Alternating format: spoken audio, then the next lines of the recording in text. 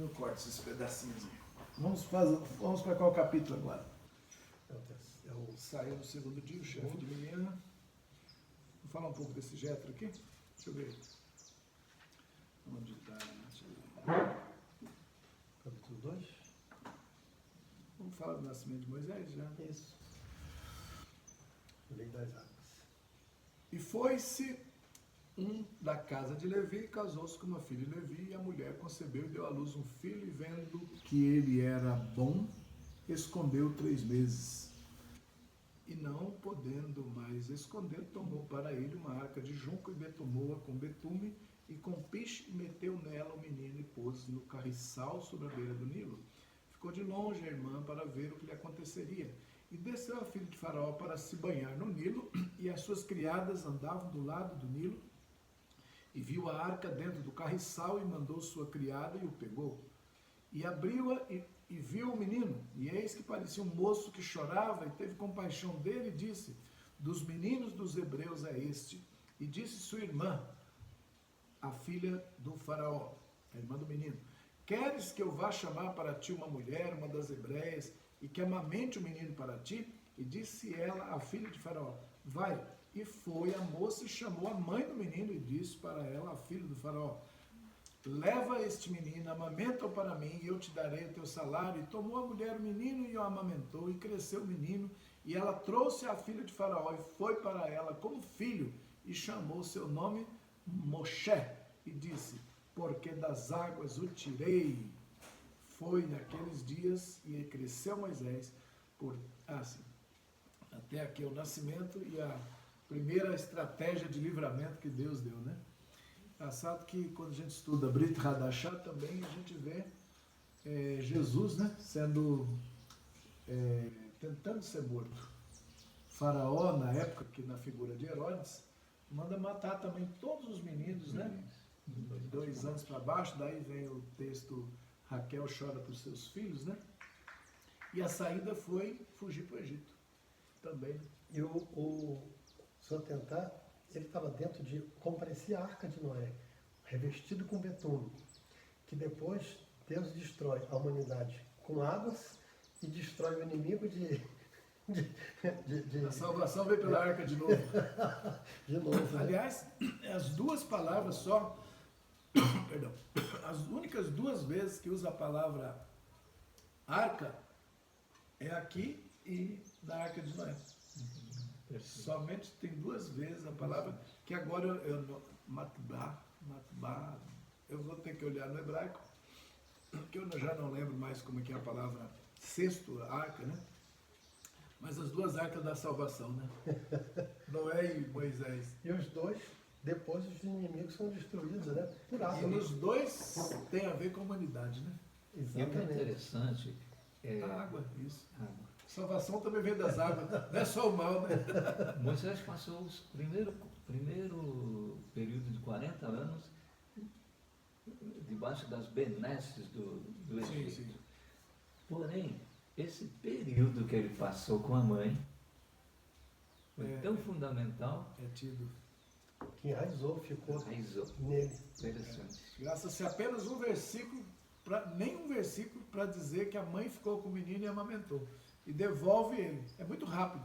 Mas o que aconteceu nesse período é o que consolidou, né? Foi. A criação de uma criança no caminho que deve andar, nem o Egito desvia depois. Foi. E outra coisa interessante, aí Jesus, como você falou há pouco, foge para o Egito, né? É um paralelo. Onde ele fica 2 anos. 2 anos. É interessante a estratégia que Deus usa. Em vez de você fugir para longe do inimigo, o Senhor te manda para meio do inimigo. E lá você não é descoberto. Interessante, né? Os 3 meses foi o alimento, que é o leite materno e o leite espiritual.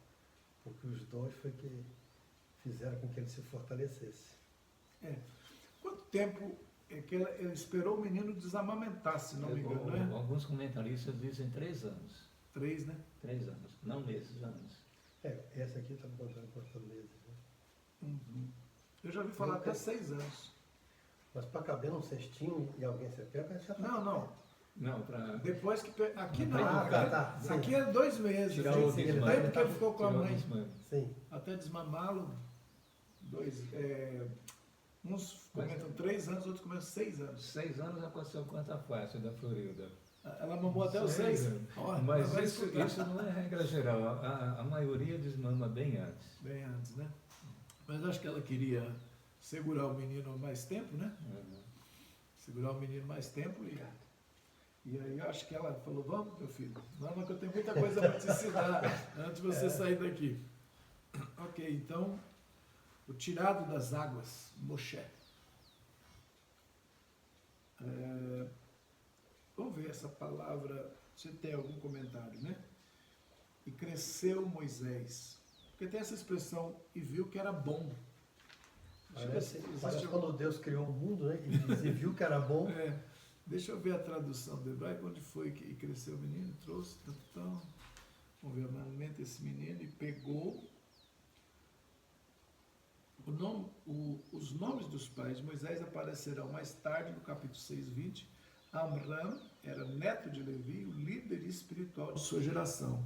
Yochebed era realmente filha de Levi. E segundo Rashi, teve Moisés miraculosamente aos 130 anos. Passou Sara e casou. Essa expressão e casou, também dentro desse capítulo, é referente a filha, né? Esse homem da casa de Levi diz. O Talmud relata que devido ao decreto do faraó de matar todo menino recém-nascido, Amram divorciara de Yochebed para evitar tal tragédia. Miriam, então uma menina de 6 anos, argumentou com seu pai que dessa forma ele estava sendo mais cruel que o faraó, pois o faraó decretara o fim de todos os meninos, mas ele, Amram, com essa atitude, que até mesmo poderia ser copiada por outros judeus, estava decretando também o fim de todas as meninas e, consequentemente, de toda a continuidade do povo judeu. O justo Amram seguiu o conselho de sua filha, uma futura profetisa, e casou em segundas núpcias com sua esposa Yochebed, gerando o futuro redentor de Israel. Isso aqui é o Talmud. Então tem algumas pérolas aqui, né? De acordo com o Talmud, essa expressão era bom, eu fiquei curioso para saber, porque Moisés nasceu circuncidado, indicando um elevado grau de perfeição. E aí? Aí é só receber, não temos o que comentar, né? Porque essa expressão kitov, né? Que quer dizer era bom. Desde o seu nascimento viu que Moisés era kitov. Essas duas palavras foram empregadas na criação da luz, como você mencionou. Viu Deus que era bom, ou seja, já saiu perfeito, né? Interessante, eu não conhecia esse comentário. Não sei se você já tinha ouvido falar disso. Eu vi só aí, Desde o ventre, né? Eu acho que quer dizer isso, né, Nelson? Escolha no ventre. Quando Deus já faz uma escolha.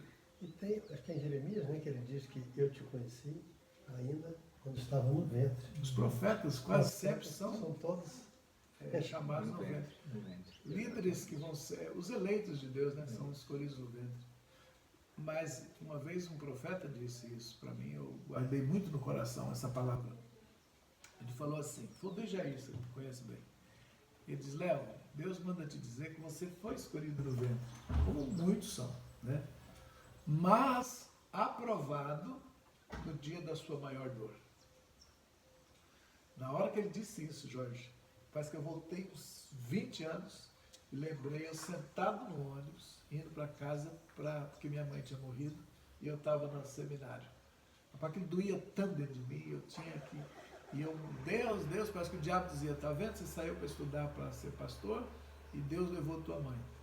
Aquela dor terrível dentro da alma. E eu pedi ajuda do céu na hora e veio a palavra. O Senhor não se agrada dos que esperam. O Senhor não se compraz na força do cavalo, mas naqueles que esperam na sua bondade. E eu gritei dentro de mim. Eu confio que Deus é bom, não importa o que aconteça do lado de fora. Ele é bom. Não importa se minha mãe acabou de morrer, eu distante 1 ano sem vê-la, saí para servir a Ti, Senhor, o Senhor continua sendo bom. Aquilo foi um anestesiamento na minha alma, tão grande que eu dormi assim, escutando uma frase: se você continuar a crer em mim dessa maneira, eu me revelarei a você e você me conhecerá como poucos me conhecem na terra. Então, desde aí, 20 anos depois, o profeta chega para mim e fala: você é escolhido no ventre, mas o teu ministério, você só foi aprovado no dia da dor. E eu creio que esse é um padrão, né, Nelson? Que Deus usa. Batismo de fogo. Eu creio que somos pessoas eleitas para... Eu vejo um homem que está num púlpito, um homem que está na frente de uma missão, tem que ser um eleito de Deus, né? Eu lembro quando nos primeiros anos de ministério, na época de muita batalha espiritual, Fala mais alto para a gente é, gravar. nós estamos estudando Efésios 6, de 12 a 20, as peças da armadura, como se revestia, etc. Naquela ocasião, o Senhor te usou para trazer um conceito suplementar, se eu posso colocar dessa maneira: correr riscos. Lembra disso? E quem está disposto a correr risco é aquele que está sabendo enfrentar e vencer a sua grande dor. É verdade, correr riscos. É uma medida de proteção. Porque está baseado lá no talento.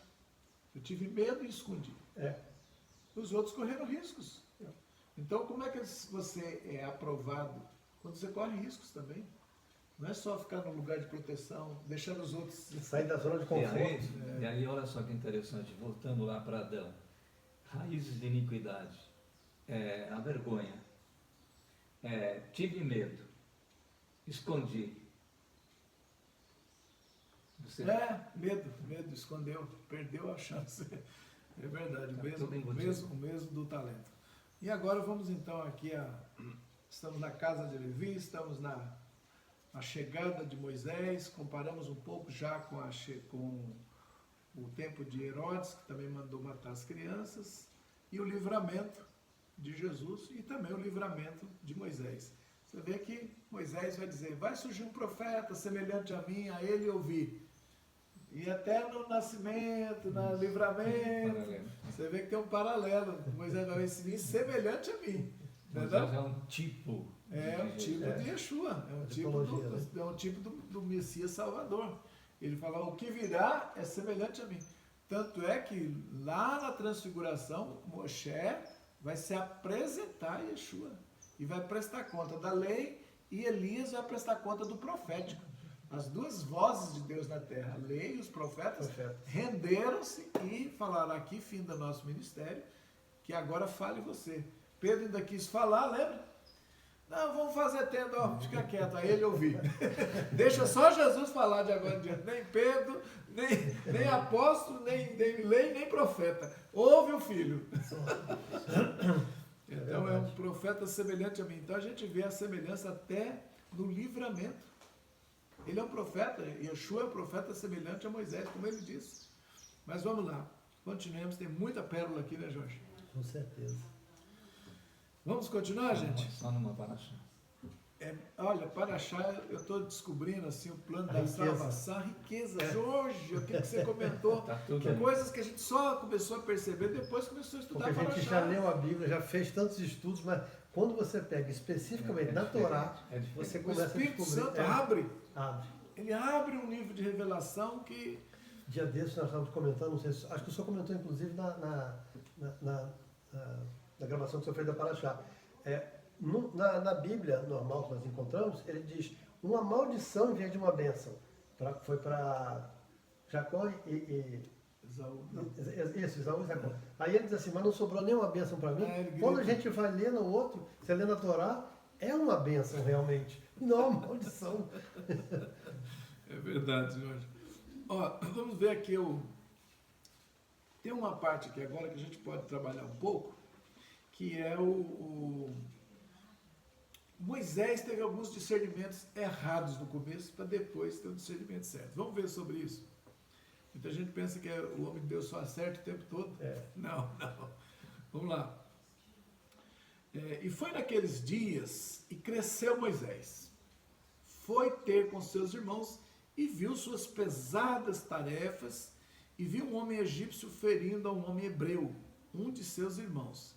Virou-se para cá e para lá e viu que não havia ninguém e matou o egípcio e o escondeu na areia. E saiu no segundo dia, e eis que 2 homens hebreus estavam brigando. E disse ao mal: por que feres a teu próximo? E disse: quem te pôs por homem, príncipe e juiz sobre nós? Pensas tu matar-me como mataste o egípcio? E temeu Moisés e disse: agora, sem dúvida, foi conhecido o caso. E ouviu o faraó este caso, e procurou matar a Moisés. E Moisés fugiu da presença do faraó e deteve-se na terra de Midian. E sentou-se sobre o poço. E aí o chefe de Midian tinha 7 filhos. Mas vamos parar aqui só nesse pedacinho agora. Nós vamos usar agora um recurso da Brit Hadashah. É muito importante entender esse texto aqui, quando ele também é reportado no Novo Testamento. O Novo Testamento diz que quando Moisés fez 40 anos, aqui não diz, mas quem escreveu era judeu também. Entendido aí. Aqui fala assim, e foi naqueles dias e cresceu. Não é isso? Vamos ver se tem algum momento. E cresceu. Moisés foi criado no esplendor do antissemitismo, no Palácio Real, mas continuou filho de Arã e Joquebed. Embora tenha permanecido com sua verdadeira mãe apenas os seus primeiros anos de vida, ela conseguiu incutir nele o amor e a lealdade ao povo. Assim, a convivência do Palácio Real o converteu num príncipe egípcio, e assim soube permanecer um judeu, amadureceu, despertou nele compaixão que tornaria o Redentor de Israel. Saiu no segundo dia. Bom, aqui não fala a idade. Na Brit Hadashah tem esse comentário, tem essa acréscimo. E fala que quando Moisés completou 40 anos, ele foi e matou um egípcio para livrar os seus irmãos. Vamos dar uma... Vou até fazer questão de pegar esse texto, só um pouquinho, porque é muito, muito sério isso aí, que eu já vi. Isso aqui eu vou pegar. Vai pegar Atos 7. Sim. É Atos 7, isso mesmo, Nelson. Em Atos capítulo 7 tem um relato desse momento de... Vamos lá. Depois eu corto essa parte.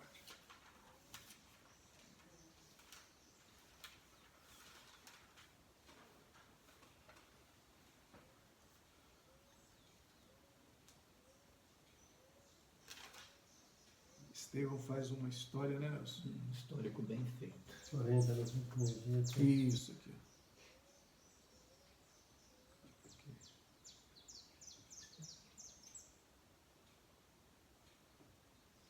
Isso aqui ainda já... Aqui. Aqui. Dá uma paradinha lá e recomeça para não perder o tempo.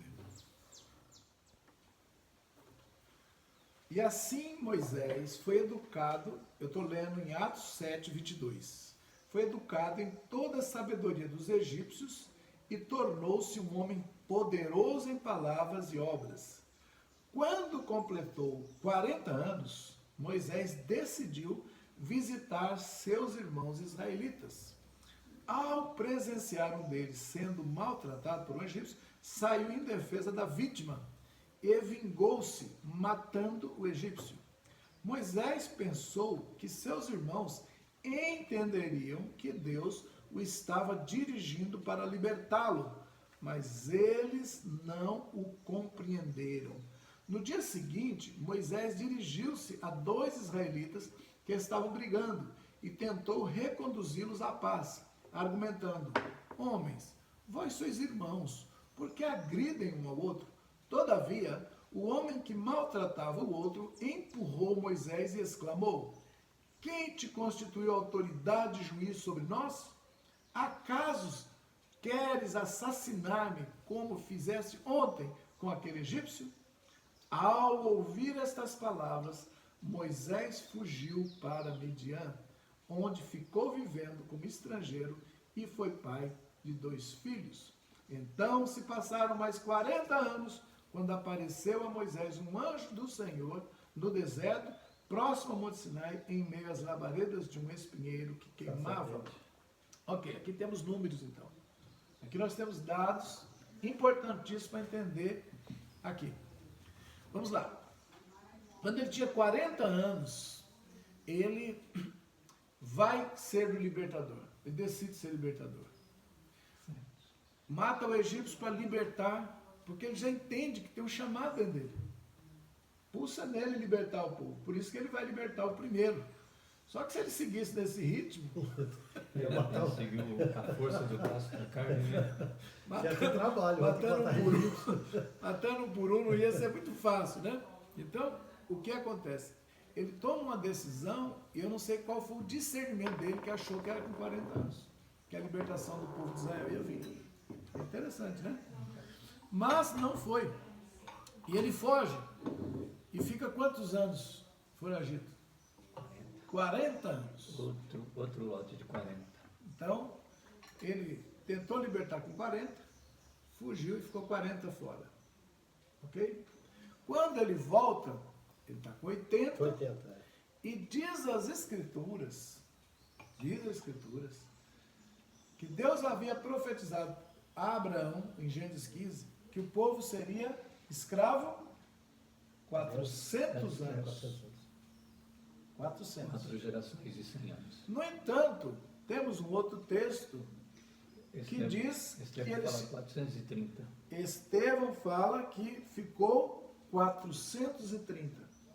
Qual é o problema? Ele atrasou o plano de Deus em 30 anos. Moisés deveria ter sido libertador com 50 anos, não com 40. No jubileu dele. Vamos lá. Se ele, quando deu 40 anos, ele fugiu. E ficou 40 lá. Quando ele volta para libertar, já está com 430. Então ele passou 30. Ele passou 30 do prazo. Exatamente. Seu desconto, ele estaria com 50 anos, quando ele deveria ser o libertador. Então ele antecipou 10 anos e atrasou 30. Por isso que a profecia é de 400 anos para tirar o povo do Egito, no entanto saiu com 430. Essa é a chave. Aí está implícito o mistério do jubileu. Porque ele tinha que ter 50. Com 50 de Moisés, É a daria redenção. exatamente 400 de Israel. E é o tempo de redenção. E é o jubileu, que não cumpriu exatamente dentro do prazo, mas cumpriu-se. Isso significa que Deus vai chegar ao que Ele quer fazer, ainda que os tempos deem uma mexida, né? Os homens possam mudar alguma coisa, como também a entrada na Terra Prometida. Era para ser em 2 anos, Acabou virando 40. virou 40, porque vocês vão agora peregrinar, porque no dia 9 de abril vocês escutaram o relatório, 40 dias ficaram lá vendo a terra, devia trazer um relatório bom. Já que vocês ficaram 40 dias com incredulidade, fique 40 anos. Para cada dia de visita na terra da espionagem, foi um dia, um ano. Então essa é a matemática dos números aí, para a gente entender um pouco do que aconteceu aqui. Entender que o jubileu trata da libertação a nível nacional, né? A nível Sim, nação. jubileu é libertação de nação. Nação. Os 7 Shemitah, né? Que vai terminar no Yovel, no jubileu, para libertar a nação inteira. Mais alguma curiosidade aqui dentro do chamado de Moisés é que ele matou o egípcio, né? Claro que a gente olha e fala, poxa, é uma coisa grave, mas ele certificou que não tinha ninguém vendo, olhou para lá, olhou para cá. Na verdade, não deve ter certificado bem, porque tinha testemunha. Mas ele pensou, só que ele achava que o seu povo não ia fazer isso, né?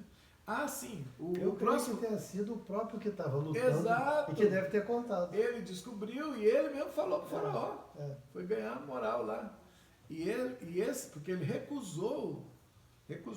Estevão vai trabalhar muito isso, mostrando que várias vezes na história, porque Estevão está defendendo Jesus, está defendendo o ministério de Jesus lá no capítulo 7 de Atos. No entanto, ele fala assim, olha, nós judeus, em toda a história, nós tivemos esse defeito de atacar os profetas. E com Jesus não está sendo diferente.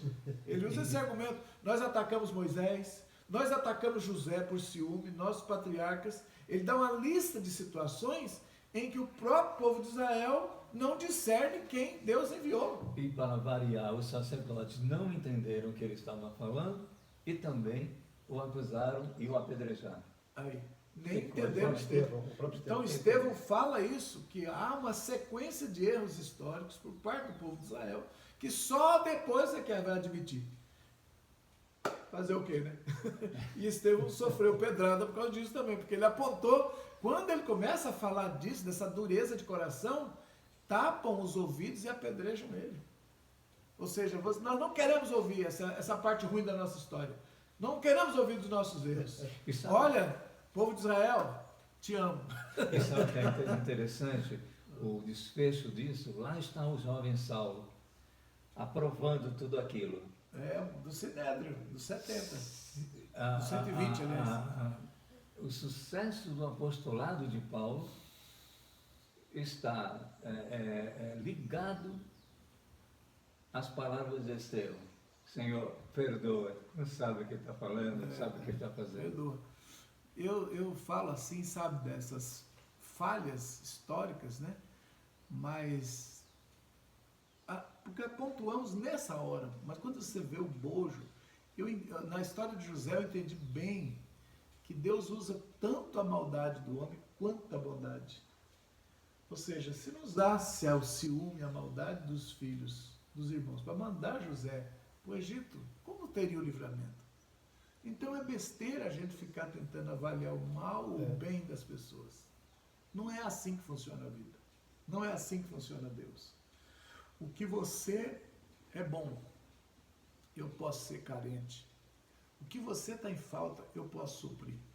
E um é intercessor do outro. Na verdade, é isso. Quando a gente entende que o pecado do meu irmão, a falha do meu irmão, também é minha, e eu posso suprir naquilo que ele está falto, e aquilo que eu sou falto, ele pode suprir, como corpo nos apresentamos como sacerdote diante de Deus, e um cobre a falta do outro.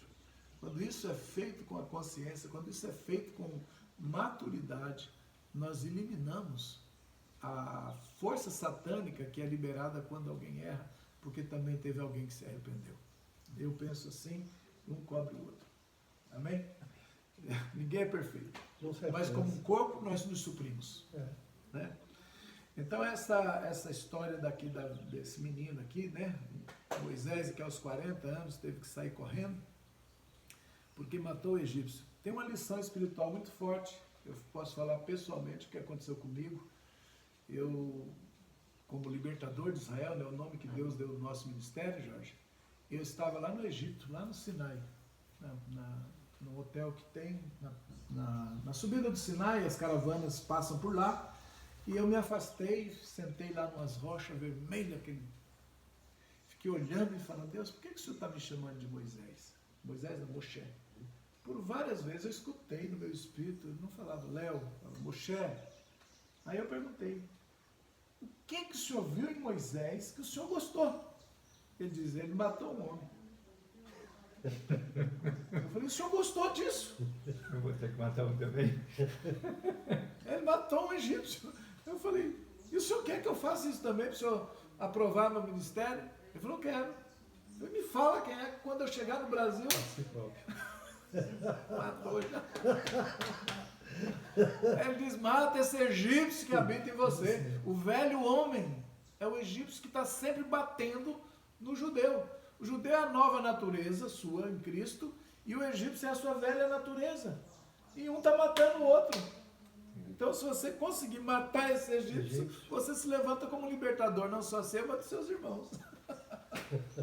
Até hoje eu disse que eu estou tentando matar ele de vez em quando. Ele fez curso de sobrevivência, Jorge. Você joga na água, ele aparece. Você joga no fogo, ele recupera. O velho homem tem que ser morto todo dia. Amém? Vamos lá. Então, outra curiosidade ainda dentro desse texto, eu aprendi isso com Paulo Canuto, pregador.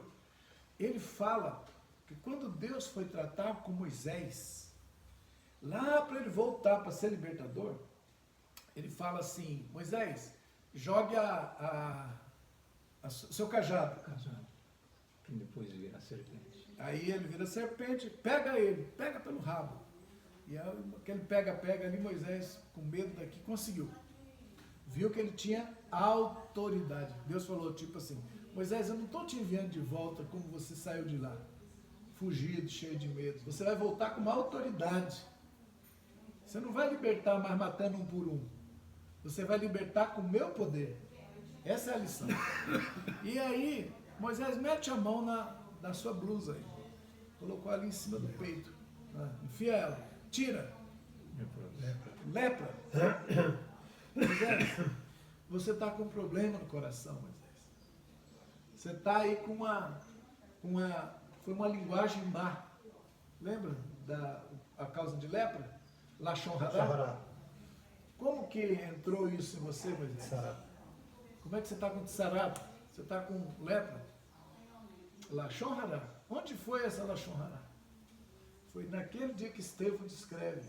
Essa confusão, Moisés ganhou um medo, uma rejeição, um pavor, não só do faraó, que eu fugi para não morrer, mas o meu povo também me rejeita. Por isso que ele fala assim, o que eu vou falar para os meus irmãos? Ele não acreditava nem que ele pudesse ouvir. Exato. O que eu vou falar para os meus irmãos? Não é só o faraó que não vai conseguir. Eu não tenho problema só com o faraó. Com o faraó eu tenho a vara autoridade para enfrentar os deuses do Egito. Mas e como é que eu enfrento meus irmãos? Que não me veem como autoridade. E com um agravante.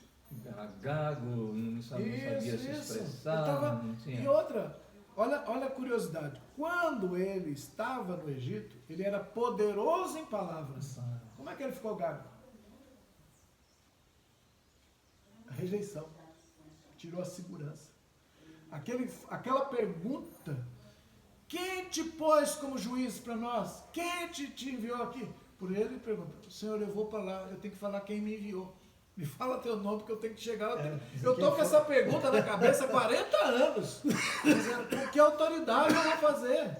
Essa é a pergunta. O nome de quem? Então, eu tenho que ser curado. O coração tem que ser curado. Por isso, põe a mão de novo. Moisés, você está curado, Moisés. Pode ir. Eu vou falar, você vai em meu nome. É o meu nome que te cura. Olha que tremendo. Isso devia estar lá na paraxá da frente, né? Mas nós estamos dando um salto. Porque o problema está aqui, ó. Esse problema vai refletir lá no chamado dele. Essa rejeição. Agora vamos trazer para os nossos dias, pastores, apóstolos, profetas, líderes de célula. O que mais dói em você? É a acusação do mundo? Ou é a rejeição, a ingratidão de quem você está tentando ajudar? Falta de reconhecimento, né? Muitas vezes a pessoa quer ter o seu esforço reconhecido. Isso é forte. Elogiado. Isso é uma dor profunda que causa, que pode atrasar o ministério. Coisas que era para sair em pouco tempo, essas pessoas, e o diabo sabe disso. Ele sabe que ele pode ganhar tempo. Ele não vai ganhar batalha, mas ele ganha tempo. Então ele fere uma geração com ingratidão, fere outra geração com falta de reconhecimento, fere com desonra. E o que está acontecendo? 2000 anos de igreja na terra e não banimos ainda a maldade. Por quê? A libertação da humanidade vai sendo atrasada pelos processos de dores e desonras. E que a igreja unida com Israel e a igreja, eu creio que são a chave, apagando essa desonra, apagando essas acusações e vivendo um para suprir a falta do outro, nós vamos eliminar esse diabo, esse faraó da humanidade, esse anticristo desse tempo. Essa é a poderosa e preciosa lição que eu vejo aqui. Amém. Uma outra situação que eu vejo, ele foge para Midian, quando ele encontra a Zipporá, né? A primeira esposa dele e tal. Mas, mais tarde na história de Israel, os midianitas se tornam super inimigos de Israel. A batalha de Midian. Então ele foge do Egito e cai em Midian. Exatamente. Boa observação. Não tinha pensado nisso. Mas é tanta riqueza, né? Não dá para abranger tudo, gente. Nós já devo ter mais de hora aí de paraxá já. Então nós vamos ter que encerrar sem chegar em Ao todas, final. todo final. Mas ano que vem, quando chegar de novo essa Paraxá, Mas esse ano ainda tem. não, Shemot eu digo, quando chegar na Paraxá, sim, no Shemot, próximo do ano, ano que tá. vem, aí a gente faz aí o capítulo 3, fala um pouco dos 7 nomes de Jetro, né? Não, e sabe de algo muito importante também para o próximo ano? É o seguinte, quando Moisés alega aquela série de desculpas, não, mas eu sou gago, pesado de língua, não sei o quê, o Senhor diz, Arão, teu irmão, será teu profeta. Eu me lembro, há anos atrás, quando trabalhei sobre os 5 ministérios, vendo que dos 5, sempre os 2 saindo na frente, caminhando juntos. Apóstolo e profeta. Isto. Amém. Deus sempre envia de 2, né? É um princípio. Jesus só enviou de 2. É, Paulo, nas missões, sempre era de 2. Então, mas nós vamos chegar lá no chamado. Vamos ver até onde vai aqui, né? Jorge, eu sei que você fez boas anotações. Não, eu só botei aquilo que estava nos comentários ali, que eu achei Mas interessante. acrescente Que como pra ele é nós. nome, como a Paraxá é sobre nomes, e uma das coisas que eu vi foi realmente que Jetro tinha 7 nomes, pelo como ele era conhecido. Reuel, Yeter, e Itró, que é Jetro, Keni, Robabe, e Heber e Putiel. 7 nomes. Mas para ver que estamos no 7, né? E esse Jetro era o chefe de Midian, né? Era o que nós está falando, era o sacerdote, o Cohen. É o Cohen de Midian. Exatamente. E ele é uma pessoa que chega para fazer bastante diferença na vida de Moisés, né? Porque ele vai trazer a esposa A esposa, e bons conselhos também, né? lá na frente, Lá na depois frente, ele vai Moisés, trazer que ele conselhos. fazendo tudo sozinho, falando, não, Delega divide isso para isso. outros. Então e Moisés fugiu da presença de Faraó, né? Deteve-se na terra de Midian, sentou-se sobre o poço. Esses detalhes, hein, Jorge? Eu fico lendo, eu fico pensando, meu Deus. Porque essas coisas depois vão fazer ligação lá na frente. Lá na frente vai ter outro sentido. A gente encontra não só uma, mas 2, 3 vezes que vai fazer o encaixe. Uma delas com a mulher samaritana, por exemplo, Lá no poço. o escaldante do meio-dia. Você vê lá, o Jacó chega e encontra a Rebeca no No poço. poço. O Eliezer vai buscar uma esposa para Isaac, Para Raquel, encontra a esposa Rebeca. no no poço. poço. Rebeca. Moisés vem, encontra a esposa no No poço. Jesus vai, encontra uma samaritana e ela ganha a cidade do No poço. E o poço produz o quê? Água. Voltamos na água. Voltamos para a água. Água da vida. Então, e vieram tirar água e encher os tanques para dar de beber ao rebanho de seu pai. E vieram os pastores e expulsaram. Por que será que todos esses encontros de grandes homens, por exemplo, Isaac, Jacó, Moisés, Ele vem tirar a São sede. quem? Eu vejo assim, vem tirar a sede, vem dar água para o rebanho e, ao mesmo tempo, eles estão, todos esses casos, era na perspectiva de umas bodas, igual nós. Deus veio tirar a sede, né? Trazendo água, sendo a própria água da vida, e preparando para as bodas do Cordeiro. Sempre tem umas bodas sempre envolvidas. tem umas bodas, né? Termina. E outra coisa, as bodas foi aonde houve a transformação de água em vinho, o primeiro milagre de Jesus. Meu Deus, Água transformada. Água transformada. que lições preciosas, né? Estudar Paraxá é descobrir segredos milenares aí, ó. Os grandes homens foram na boca do poço. Né? O pessoal da Universal diz, quando eu cheguei no fundo do poço. Aí a mensagem, quando eu cheguei na boca do poço. E quando essa questão do poço não é compreendida, acontece dissensões. Por exemplo, o Reobote, os pastores de Isaac e dos filisteus, brigando por um mesmo poço. Um cavo, outro entulha.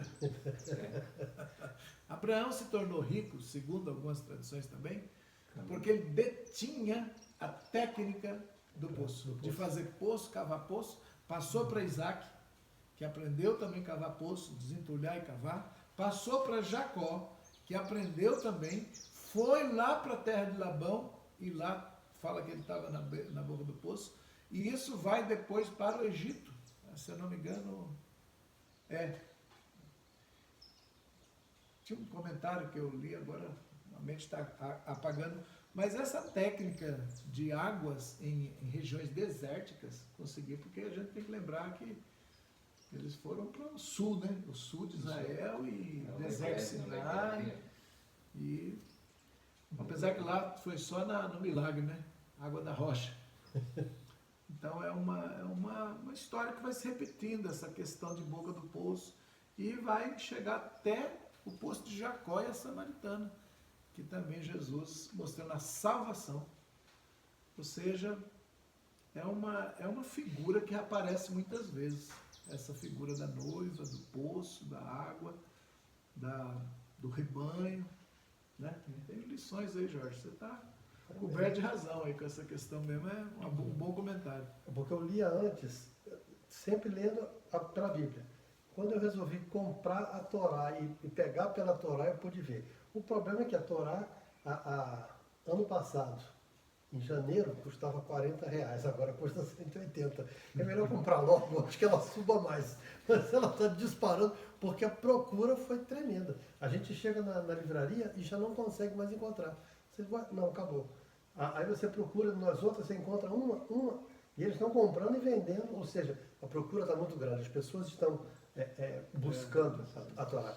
Depois que a gente, claro que isso não atribui a gente, mas depois que nós começamos a fazer parachote junto pela internet, o tanto de gente que pediu Torá só por nos acompanhar, nós temos média de 600 a 700 pessoas que nos seguem toda semana. Toda semana eles estão aí estudando, né? Você que está aí, está sabendo, e já adquiriu uma Torá, muitos já adquiriram. Então isso está crescendo muito. Então esse pequeno grupinho que a gente formou aí de estudiosos já está alavancando, e depois vão gravando, e outras pessoas já estão gravando, e fora aqueles tremendos que já estão estudando Torá há quantos anos, né? Como a Júcia estava... Júcia, 18 anos, o pessoal ensinando de Sião, a quem nós respeitamos muito, há quantos anos vem semeando a palavra, né? O Mateus Andona e o pai Marcelo Guimarães estudam Torá e fazem. Quantos rabinos estão fazendo na internet, nos abençoando demais. De vez em quando eu pego uma pérola aqui com um, com o outro. Esse povo de Israel está derramando sabedoria, né? A gente tem essa característica de introduzir a Brit Hadashah e Yeshua, porque é nosso chamado também, é nossa fé em Yeshua, e que nos trouxe até aqui. Nós não começamos por Torá, nós começamos por Brit Hadashah, nós começamos pelo Novo Testamento, e ali nós subimos em regiões pela oração, mesmo que não entendíamos nada, nunca tínhamos lido, sim, líamos Velho Testamento, vamos ler Torá com perspectiva judaica, e a gente não tinha, mas Deus ensinou a gente as festas, os Shabat, as tribos, tanta cultura judaica, ao ponto de nos levar a morar em Jerusalém, estudar o hebraico lá por 3 anos e pouco, na faculdade de Jerusalém. Só dá um monte de pouca energia aí. Depois a gente cancela. Dá uma paradinha. Nós não vamos conseguir vencer toda a pauta, todos os capítulos, mas é uma paraxá importantíssima, e talvez a gente possa fazer em outra ocasião mais tempo. Queria só ler pelo menos esses versículos, quando o Eterno aparece a Moisés, né? Moisés, a sarça ardente, porque não podemos passar essa paraxá sem falar desse encontro de Moisés com Deus. E já citamos ele um pouco, inclusive, lá falando como ouvirão, né? Ouvirão minha voz, como vão crer em mim. Então, vou ler esse texto aqui. Moisés diz: eis que quando eu vier aos filhos de Israel e lhes disser, o Deus de vossos pais enviou-me a vós, e dirão para mim, qual é o seu nome? Que direi a eles? E disse Deus a Moisés, serei o que serei. Né? E disse, assim dirás aos filhos de Israel, eu sou, o serei o que serei, enviou-me a vós. E disse ainda Deus a Moisés, assim dirás aos filhos de Israel, o Eterno, Deus de vossos pais, o Deus de Abraão, o Deus de Isaque e o Deus de Jacó, enviou-me a vós, e este é o meu nome para sempre, é este o meu memorial para todas as gerações. Como o Senhor se apresentou em hebraico, eu serei o que serei, que é o tetragrama que nós conhecemos por Yud Rei, Vav Rei. As 4 letrinhas que compõem o nome, que na verdade, eu poderia dizer que isso é um acróstico de 3 palavras. A palavra passado, a palavra presente e a palavra futuro. Hayá, Rovê e Rie. Essas 3 palavras, você junta elas e você vai ter Yud Rei, Vav Rei. Você vai ter uma pronúncia que não é utilizada, pode ser Yahvé, Yeová, Yeoá, uma dessas 3 ou alguma outra parecida, porque as vogais não estão aparecendo aqui no texto. Então, quando você for aos filhos, você vai dizer, eu serei o que serei. Agora, qual é, então, a ideia? A ideia fica explícita na palavra eterno. O que é passado, presente e futuro? Ao mesmo tempo. O eterno. É o eterno. Então, essa ideia do eterno é que vai prevalecer é a característica principal de Deus. Ele é o eterno. Então, quando ele diz, né? Vaiomer Elohim El Moshe. E disse Elohim a Moisés, Erie, serei, Asher Erie, serei o que serei. Para o que precisar eu sou. Se for água, eu sou água. Se for vento, eu sou vento. Se for fogo, é fogo. Se for fogo, é fogo. Se for provisão, se for guerra, eu sou guerreiro. Se for cura, é cura. Se for cura, eu sou o remédio.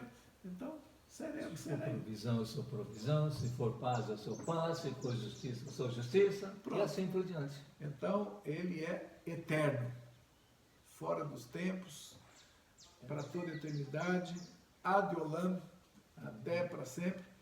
E Moisés, então, agora tem um nome para levar para aquele que perguntou, quem te pôs autoridade sobre nós? Agora ele vai chegar com a resposta e curou de vez essa ferida que foi deixada no coração dele pela rejeição de Israel e o medo de morte, né?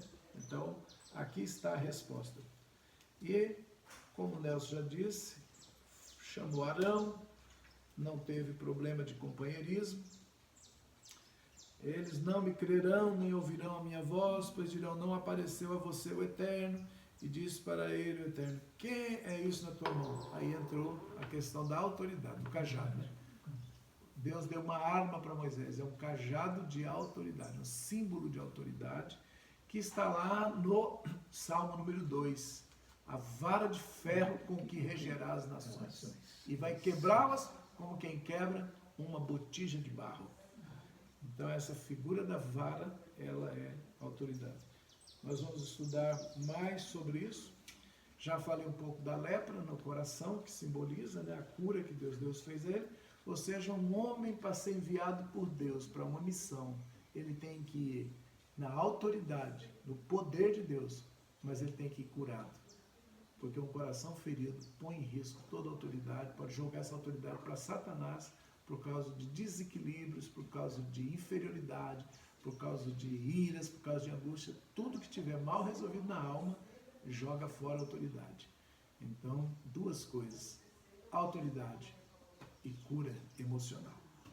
São 2 principais coisas para exercer bem um chamado. Amém, Jorge? Amém. Alguma consideração final, apóstolo Nelson? Considerações finais, despedida do nosso povo, por favor. Suas considerações e... Aprendemos muito nessa manhã, embora não descendo a detalhes, porque tudo é muito profundo, mas aprendemos o necessário para buscarmos no Senhor essa cura da alma, essa cura das nossas emoções e a busca constante desse nível de autoridade para estarmos o tempo todo na precisa direção do nosso Senhor e Salvador. Da minha parte, vou deixar o Jorge finalizar. Da minha parte, também agradeço a Deus mais essa paraxá, sabendo que tudo isso foi o preparo para um grande líder. A rejeição, a dor, a cura, a autoridade, para libertar um povo, para sair e exercitar o seu chamado, chegar diante do faraó deste mundo e dizer: deixe meu povo ir celebrar a minha festa. Quando Moisés foi preparado por Deus, passou pelo Nilo, passou pelo seio da Miriam, o cuidado da Miriam e de sua mãe Joquebede, passou pelo treinamento em todas as obras do Egito e passou pela rejeição. Quando venceu os 40 anos de rejeição, um encontro com Deus mudou a vida dele, mudou, curou e deu o chamado. Quando parece que tudo estava perdido, quando parece até que o tempo tinha passado, Deus se apresenta. E assim pode ser na minha e na sua vida. Passar por muitos processos difíceis, mas Deus não esquece o chamado que tem conosco, mas espera o tempo para que nós amadurecemos, para fazer as coisas maiores que Ele tem na nossa vida, quando Ele planejou e nos chamou. Um dia nós precisamos também ficar melhores, cada dia melhor, para que Ele possa exercitar mais o seu poder, sua cura e o chamado ministerial de libertar pessoas, ajudar pessoas a saírem debaixo do jugo de Faraó. Que sejamos prontos. Amém. Amém.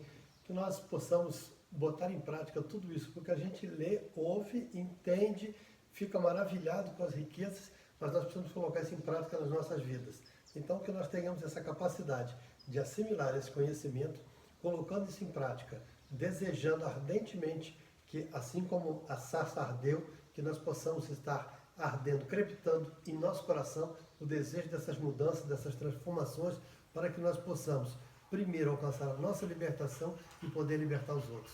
Nesse dia em que está se falando exatamente sobre Moisés, que foi o libertador de Israel, israelitas. Amém? Até a próxima paraxá. Amém.